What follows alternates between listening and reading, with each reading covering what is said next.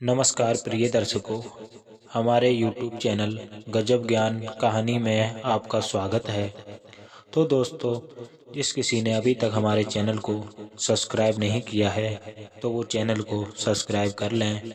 और ये बेहद ही महत्वपूर्ण कहानी होने वाली है, जो कि स्त्री का वह कौन सा अंग है जो रात को बड़ा हो जाता है और दिन में छोटा हो जाता है।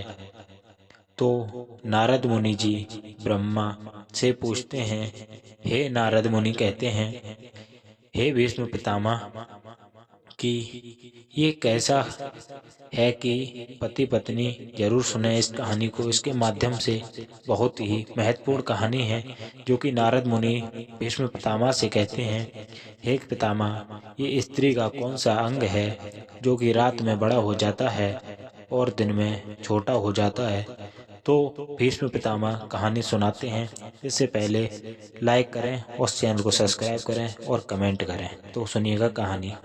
एक समय की बात है जब नारद मुनि भीष्म पितामह के पास गए तो नारद मुनि ने भीष्म पितामह से एक प्रश्न किया कि स्त्री का कौन सा अंग है जो रात में बड़ा हो जाता है और दिन में छोटा हो जाता है। तो भीष्म पितामह नारद मुनि को समझाते हुए विस्तार से कहते हैं, यह बहुत समय पहले की बात है कि जब स्त्री और पुरुष एक दूसरे की शादी हो जाती है तो अगर वह स्त्री किसी दूसरे पुरुष के साथ अवैध रूप से संबंध बनाती है तो वह घोर नरक का भागी बन जाती है, और जो कि वेद पुराणों के माध्यम से बहुत ही गलत माना जाता है। ऐसी गलती करने के पश्चात स्त्री को नरक ही मिलता है और पुरुष को भी यह संबंध नरक में ही जाना पड़ता है। तो नारद मुनि कहने लगे हैं, भीष्म पितामह, ऐसा करने से स्त्री और पुरुष दोनों को ही यह अपराध भोगना पड़ता है। तो नारद मुनि कहने लगे कि हे पितामह, यदि हमारी वाणी से कोई भी अगर सुनता है और वह अपने प्रति कोई भी गलती नहीं करता है तो और वह भगवान की आराधना करता है तो उसे मोक्ष मिलता है। ऐसी गलती करने से भगवान भी क्षमा नहीं करते हैं। तो पितामह ने कहा, हे नारद मुनि, यह आपने सत्य कहा है। यदि किसी भी कारण से आपस में लड़ाई व झगड़ा होता है